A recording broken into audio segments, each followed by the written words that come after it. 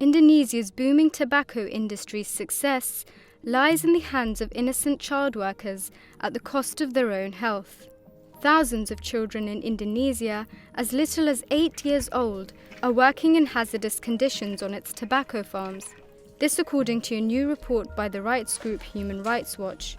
The report, called "The Harvest is in My Blood," documents how child tobacco workers are exposed to nicotine, handle toxic chemicals, use sharp tools, and lift heavy loads. They also work in extreme heat, and some even smoke tobacco themselves. The work could have long-lasting consequences for their health and development. This 14-year-old girl works in the tobacco fields to help out with her family business.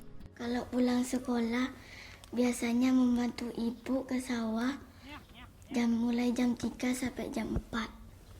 Biasanya pusing-pusing dan gatal-gatal. Working in the tobacco fields can result in acute nicotine poisoning, known as green tobacco sickness, which is an occupational health risk specific to tobacco farming. Green tobacco sickness occurs when workers absorb nicotine through their skin while having contact with tobacco plants, particularly when plants are wet. Research has shown nausea, vomiting, dizziness and headaches are the most common symptoms of acute nicotine poisoning. Pergi ke sawah sama ayah, saya disuruh nyiram. Setelah menyiram, saya muntah-muntah karena bau tembakau. Dan saya muntah di sawah dan saya disuruh pulang. Approximately half of the children interviewed for the report complained about at least one of the symptoms of nicotine poisoning. Children are more vulnerable to the toxins since the outer layer of their skin is still thin and will easily absorb the toxins, including nicotine. Nicotine intoxication in children will not only affect physical health, but mental or psychological health as well. Indonesia's national labour laws prohibit children under the age of 15 from heavy working, and children under 18 from performing hazardous work, including work where they might be exposed to harmful chemicals. Yet, it's the children whose work continues to flourish the booming industry.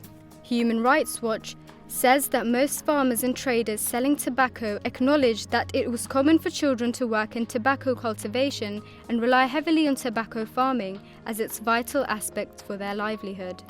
Surprisingly, most of the workers stated neither the government nor those purchasing the tobacco leaves had ever communicated with them regarding child labour standards or expectations. Interviewees said that they were not aware of any attempts on part of the buyers, including companies with explicit policies that prohibit child labour, to verify the conditions in which tobacco was grown. Some of the major companies in the country have been accused of turning a blind eye. Multinational Philip Morris International, who owns Sampurna, responded to the HRW's report and said, "We are encouraged to be recognized for the transparency of our efforts to address hazardous farm working conditions for children on tobacco farms in Indonesia. Our agricultural labor practices program is showing that tangible progress to eliminate child labor on all farms where we source tobacco, yet we agree with HRW that there is much work still to be done." The Human Rights Watch suggests that companies purchasing tobacco from Indonesia adopt or revise a global human rights policy prohibiting the use of child labor anywhere in the supply chain. The Indonesian government, on the other hand, has been lacking in its approach on the issue. It is in fact adamant about supporting the tobacco industry by planning double the cigarette production to more than 5 billion cigarettes a year by 2020. The Human Rights Watch recommends that the government revise a list of jobs that endanger the health, safety and morals of children and vigorously monitor child labour in small-scale tobacco farms. It suggests that a public education and training program should be implemented in tobacco farming communities to promote awareness of health risks to children of work in tobacco farming. Evidently, the government's lack of enforcement has been a significant factor in the continuation of the practice. Until the issue is seen by them as a pressing one, for the industry to change is a far cry. Khadija Ahmed, Asia Wired.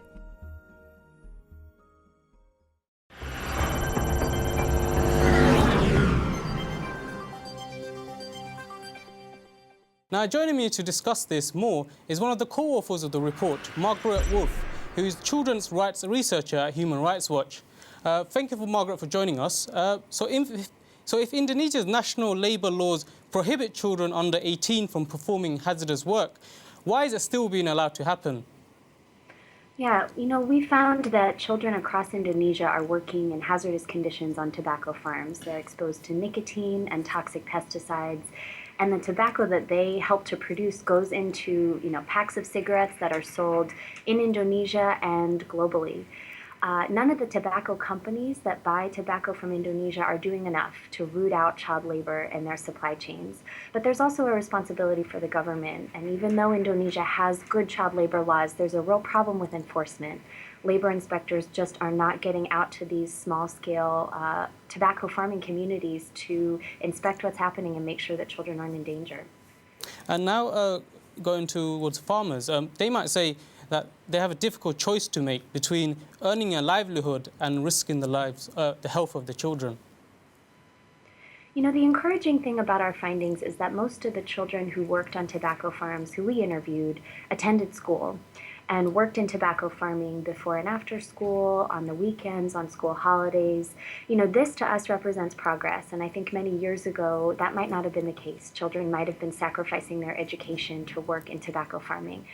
This wasn't the case across the board. There were, of course, some children who had dropped out or missed school. But the fact that parents were very committed to their children's education tells us that they want the best for their kids, and that they're already finding ways to continue cultivating tobacco without putting their children, without relying exclusively on help from their children. Families that we interviewed would exchange work days with their neighbors. They would bring on daily workers, and these are ways that parents can continue to grow tobacco. We understand tobacco farming is an important livelihood for many farmers, but children just should not be working with the crop.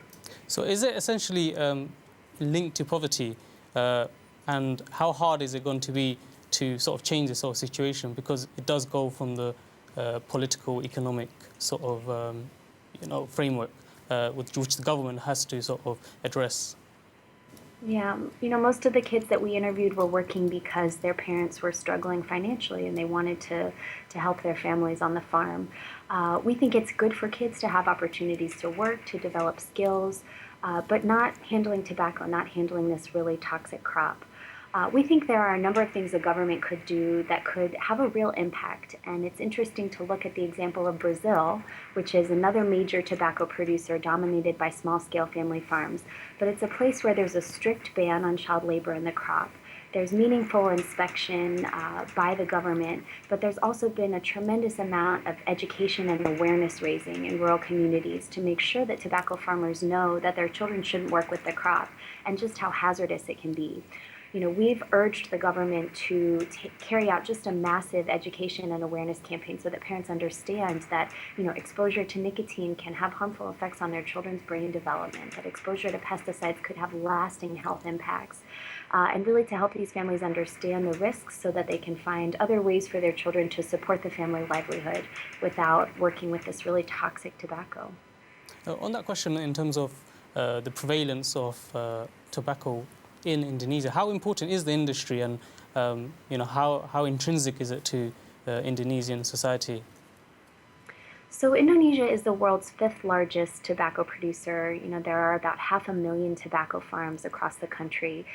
About 3/4 of the tobacco that's produced there is for domestic consumption and use, but 1/4 of it is exported. And so that means that, tobacco products sold in the UK, in the United States, across Europe, and in other places could contain tobacco that was produced by child workers in Indonesia, and this is unacceptable.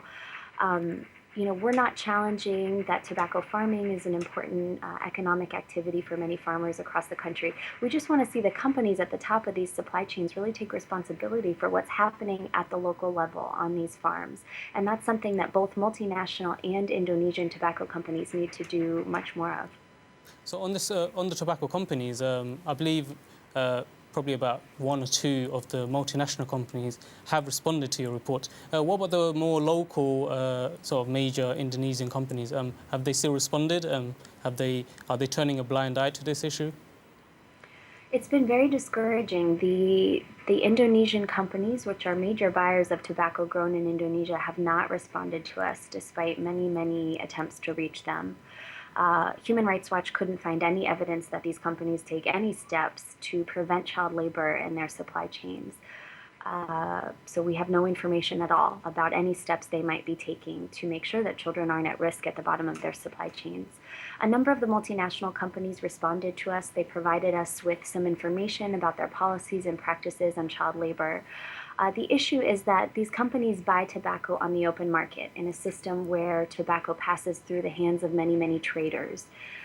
In this system, these companies are not tracing where the tobacco that they buy, the tobacco that goes into their products, was produced. So they have no way to know whether child labor was involved. These companies need to do more to trace where the tobacco has come from. They also need to strengthen their policies and really do much more to monitor what's happening on farms and their supply chains. Now, the Indonesian Tobacco Farmers Association, they said the report is generalizing the whole trade.